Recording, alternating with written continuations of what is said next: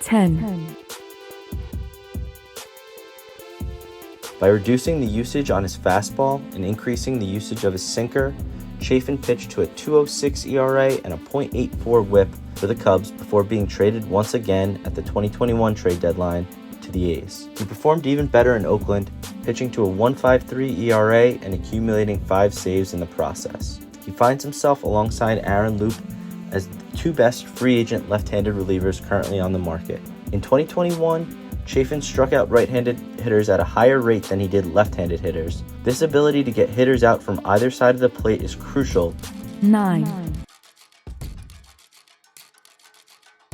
Ryan Tepera enters a 2022 offseason on the heels of by far his most successful year as a major leaguer. With the Cubs, he did appear in the third most games, second on the team with 15 holds, the 2.91 ERA, .78 whip across 43 innings was supported by a 2.80 FIP and a 3.03 SIERA. Prior to the trade, he had a career-best 2.79 FIP to go along with a 30% K rate. This K rate's largely in part to his newfound slider. Threw that slider 44% of the time, producing a 50% whiff rate. Collectively on the season, he put together a 65-game sample, 61 and a third innings, 2.79 ERA with a .88 whip, the 22.9% K minus walk rate, coupled with that improved nasty slider that he has found, makes Ryan Tepera a free agent gem. 8. After saving 30 games for the Royals in 2019, Ian Kennedy struggled in only 14 innings in a shortened 2020 season. He signed a 1-year deal with the Rangers in the offseason, hoping to revamp his value. Kennedy threw 32 and a third innings for the Rangers prior to the trade deadline, pitching to a 2.51 ERA while leading the team with 16 saves. Over that span, he had a near 28% K rate and a 22.2% K minus walk rate, which neared his heights from the 2019 season.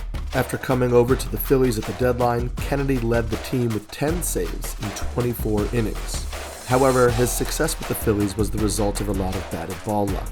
Kennedy had a 5.36 xFIP with the Phillies, and his K-minus walk rate fell to 16.7%. However, he had just a .193 BABIP. So while Kennedy posted the highest swinging strike rate of his career, he does come with some concerns heading into this offseason. However, there are few relievers on the market with his proven ability at the back end of games.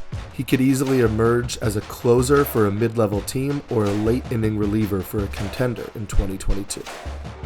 7. Next on our free agency list is Hector Neris from the Philadelphia Phillies. There's some interesting things within his profile that puts him on this list. First and foremost is only 5 relievers last year recorded at least 100 or more strikeouts. Neris just missed that with 98, but he still ranked 3rd in the National League in that category. With a 2.93 ERA in 73 of his 74 contests last year, and from July 26 on, he had a 1.83 ERA over his last 34 and 1/3 innings. On the season, he finished with a 21.3 K minus BB rate and a 16.2 swinging strike percentage. A forward-thinking franchise that uses analytics could tweak his options just a little bit to get him back on track towards a dominant reliever who could, in the best case scenario, maybe be on the plus side of a save share. 6.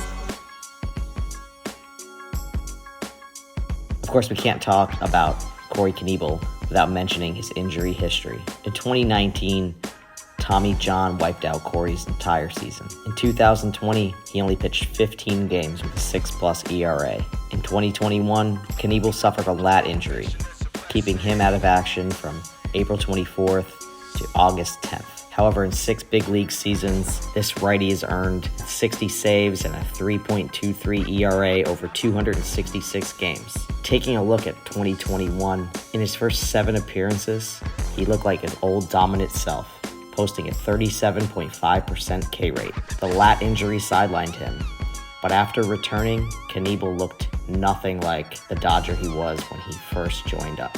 He posted a pedestrian 27.2% K rate. However, his average fastball velocity remained the same at the end of 2021, hovering near 97 miles per hour. But it's not just the fastball that makes him intriguing. He boasts one of the most efficient curveball spins in all of baseball. I could easily see this 29-year-old being a full-time closer in 2022.